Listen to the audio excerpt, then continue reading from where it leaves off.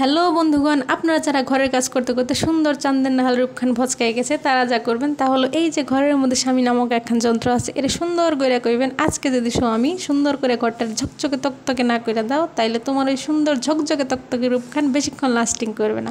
তারপরে জামাই যখন ঘরটারে পরিষ্কার করতে নাইমা যাবে তখন আপনার যা কাজ হবে তা হলো এই যে পিছে পিছে ঘোরা আর সুন্দর করে হুকুম করা, এটা এইখানে না ওইখানে রাখো। জামাই যখন জায়গা মতো রেখে দেবে তখন আপনাদের মনের মতো হবে না, আপনারা তখন সুন্দর করে কইবেন এইভাবে না ওইভাবে করো, এইখানে না এইখানে রাখো, বেশি ভালো হবে। স্বামী করে তো বুঝাইতে হইব ভালো কইরা। এই যে ঘরের নাগাল জেলখানায় কাজ করা এত সোজা না চান্দু।